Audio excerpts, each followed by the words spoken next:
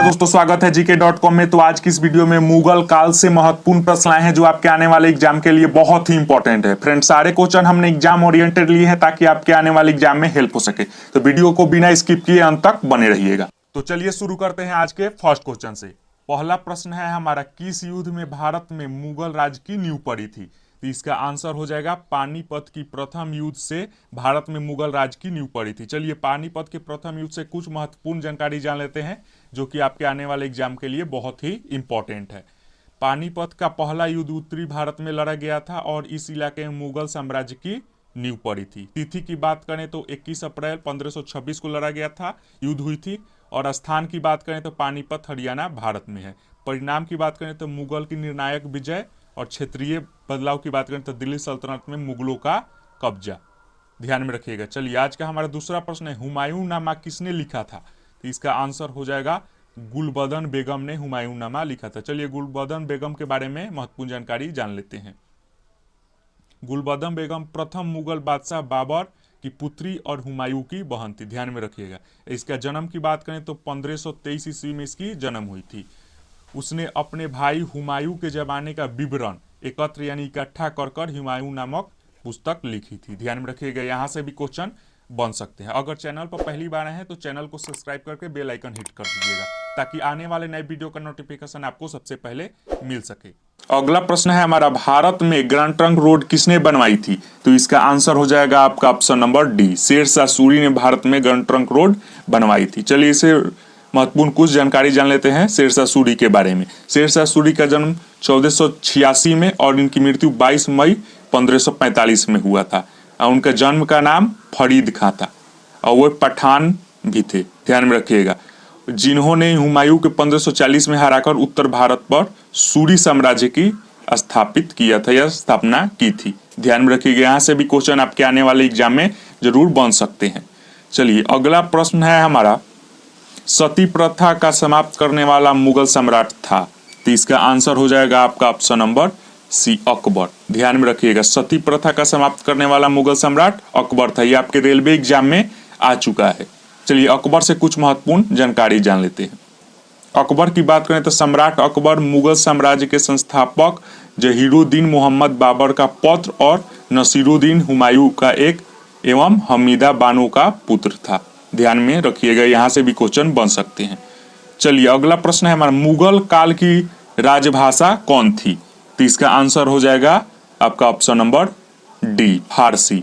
ध्यान में रखिएगा, मुगल काल की राजभाषा कौन थी? फारसी थी। चलिए फारसी से कुछ महत्वपूर्ण जानकारी आपको बता देते हैं जो कि आपके आने वाले एग्जाम में हेल्प हो सके। चलिए यह एक भाषा है जो ईरान, तजाकिस्तान, अफगानिस्तान और उज्बेकिस्तान में बोली जाती है। यह ईरान, ध्यान में रखिएगा, ईरान, अफगानिस्तान, तजाकिस्तान की राजभाषा भी है फारसी। ध्यान में रखिएगा, ये भी क्वेश्चन आपके एग्जाम में बन सकते हैं यहाँ से भी। चलिए अगला प्रश्न है हमारा, महान संगीतज्ञ तानसेन किसका दरबारी था? तो इसका आंसर हो जाएगा आपका ऑप्शन नंबर बी, अकबर का। ध्यान में रखिएगा, महान संगीतज्ञ तानसेन किसका दरबारी था? अकबर का। संगीतकार था वो, अकबर का दरबार में रहता था। ध्यान में रखिएगा। अगला प्रश्न है हमारा, रामचरितमानस के लेखक तुलसीदास किसके शासनकाल से संबंधित थे? ये महत्वपूर्ण प्रश्न है, एसएससी में भी आया था, बीपीएससी में और रेलवे में, तीनों एग्जाम में रिपीट हुआ था ये। इसका आंसर हो जाएगा अकबर के में। ध्यान में रखिएगा, अकबर के शासनकाल में रामचरितमानस तुलसीदास संबंधित थे। यह भी क्वेश्चन आपके रेलवे में तो 2 बार रिपीट हो गया है। चलिए अगला प्रश्न है हमारा, बाबर मूल रूप से कहाँ का शासक था? इसका आंसर हो जाएगा आपका ऑप्शन नंबर ए, फरगना का शासक था बाबर। ध्यान में रखिएगा, मूल रूप से। चलिए इसे फरगना से कुछ महत्वपूर्ण आपको जानकारी दे रहे हैं। मध्य एशिया में स्थित उज्बेकिस्तान देश का एक विलायत प्रांत है जो उस देश के सुदूर पूर्वी भाग में फरगना घाटी में स्थित है। ध्यान में रखिएगा, यहाँ से क्वेश्चन बनने की उम्मीद नहीं है लेकिन जानकारी के लिए आपको बता दिए। चलिए अगला प्रश्न है हमारा, बाबर ने पहली बार पश्चिम से कहां से होकर भारत में प्रवेश किया? कश्मीर से, सिंध से, राजस्थान से या पंजाब से? इसका आंसर हो जाएगा आपका ऑप्शन नंबर डी पंजाब से, ध्यान में रखिएगा। बाबर ने पहली बार पश्चिम से, कहाँ से होकर, पंजाब से होकर जुड़ी थी।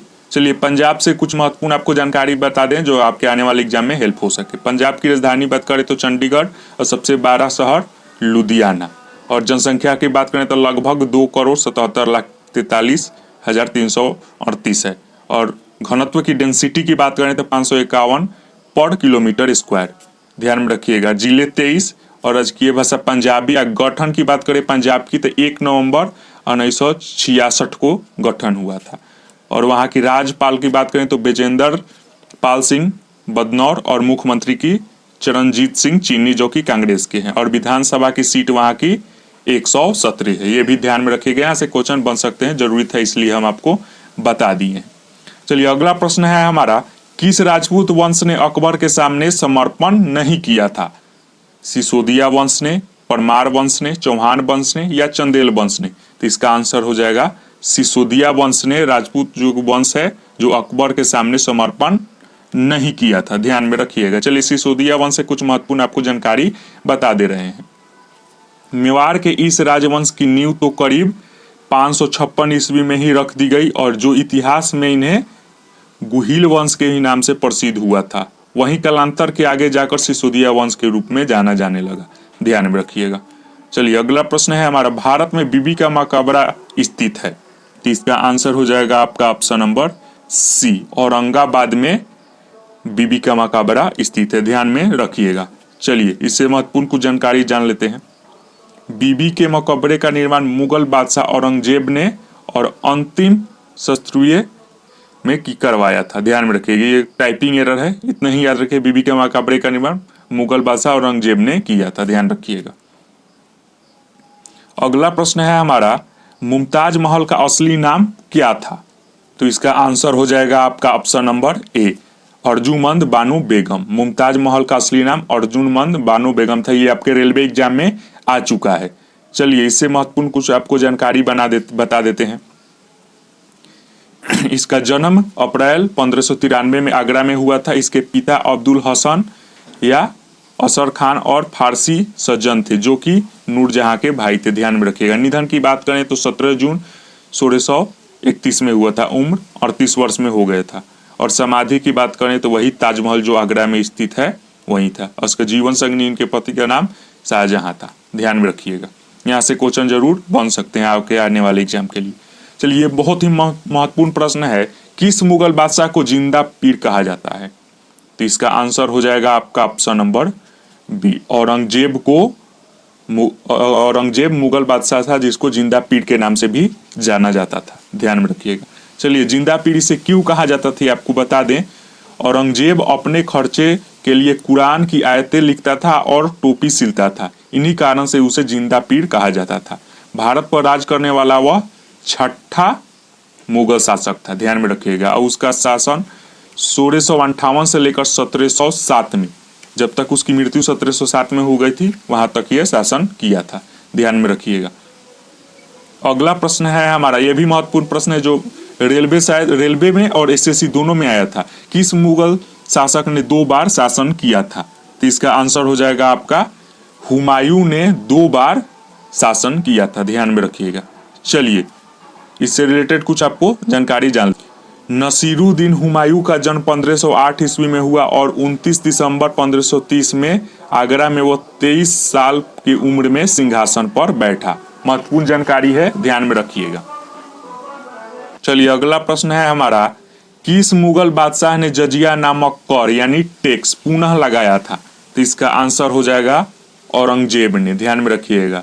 तो ऐसा बादशाह मुगल बादशाह जो जजिया नामक टैक्स यानी कर था उसको दोबारा लगाया था, ध्यान में रखिएगा। चलिए अगला प्रश्न है हमारा, दिल्ली के लाल किले का निर्माण किसने कराया था? तो इसका आंसर हो जाएगा आपका शाहजहां ने, ध्यान में रखिएगा। दिल्ली के लाल किले का निर्माण शाहजहां ने कराया था।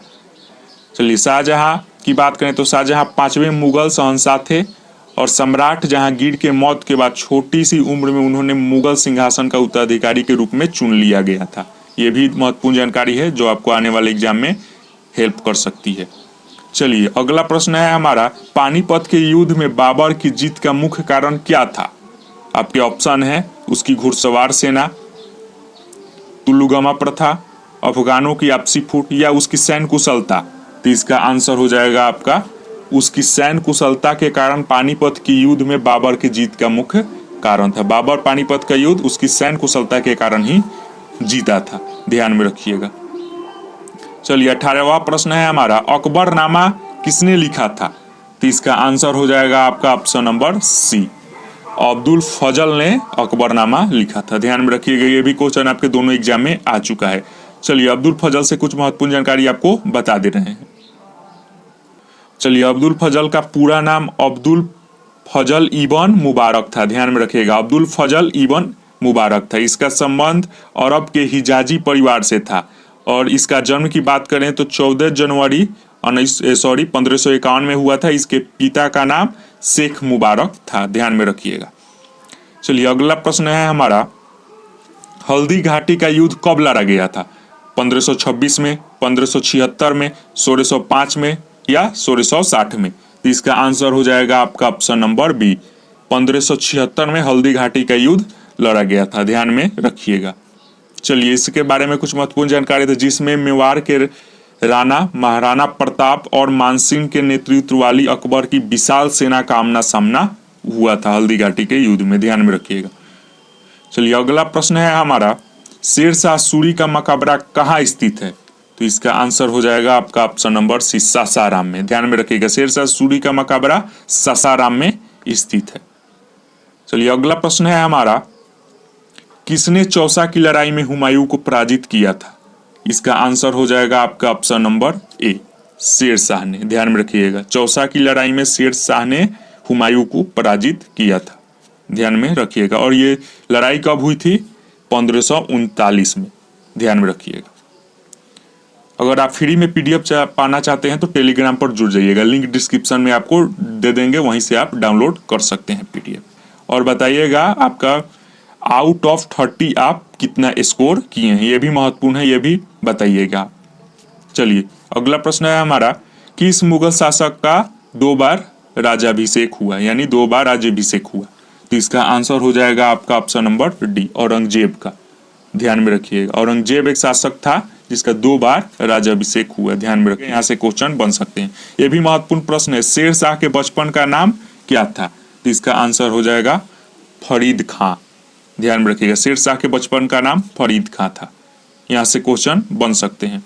अगला महत्वपूर्ण प्रश्न है हमारा, ग्वालियर राज्य की स्थापना किसने की थी? ग्वालियर राज्य अभी मध्य प्रदेश में है, लेकिन ग्वालियर राज्य उस घड़ी 12 था। ग्वालियर राज्य का स्थापना किसने की थी? तो इसका आंसर हो जाएगा आपका option number D, Jiwaji Rao Scindia ने, ध्यान में रखिएगा। जो कि अभी उनके घर में के एक ज्योतिरादित्य सिंधिया, जो कि केंद्र सरकार में मंत्रालय में एक मंत्री है। चलिए अगला प्रश्न है हमारा, अंतिम रूप से जजिया पर समाप्त करने वाला मुगल बादशाह था, बताइए जी। तो इसका आंसर हो जाएगा आपका option number B, Mohammad Shah Rangila, ध्यान में रखिएगा।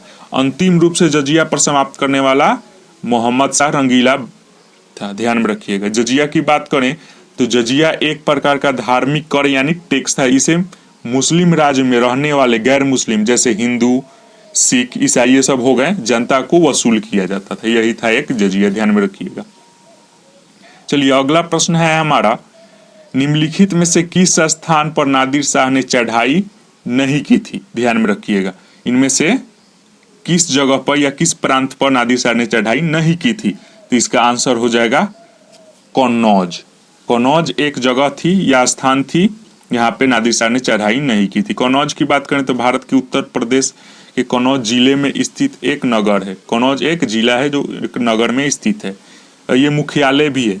और इसका संस्कृत की नाम की बात करें तो कान्या कुब्ज था, उसी ने नाम से ये कन्नौज बना है, ध्यान में रखिएगा। अगला प्रश्न है हमारा, किसने मुगल साम्राज्य की राजधानी को आगरा से दिल्ली स्थानांतरित किया यानी बदला? तो इसका आंसर हो जाएगा आपका ऑप्शन नंबर डी, शाहजहां ने, ध्यान में रखिएगा। शाहजहां ने भारत की राजधानी आगरा से दिल्ली कर दी थी। अगला प्रश्न है हमारा, ग्रैंड ट्रंक रोड यानी सड़क जोड़ती है कोलकाता मुंबई को कोलकाता और अमृतसर को, लुधियाना और तिरुपति को, दिल्ली और चेन्नई को। तो इसका आंसर हो जाएगा आपका ऑप्शन नंबर बी। कोलकाता और अमृतसर को ग्रैंड ट्रंक रोड जोड़ती है दोनों शहर को। अगला प्रश्न है हमारा आज का अंतिम प्रश्न है, हमीद बानो बेगम थी अकबर की माता का नाम था, हुमायूं की पुत्री का नाम, हुमायूं की माता का नाम, या इनमें से कोई नहीं। तो इसका आंसर हो जाएगा वह अकबर की माता का नाम था हमीदा बानो बेगम। ध्यान में रखिएगा। तो आज का प्रश्न यही समाप्त हुआ। मिलते हैं नेक्स्ट वीडियो में, तब तक के लिए गॉड ब्लेस यू, जय हिंद एंड टेक केयर। धन्यवाद।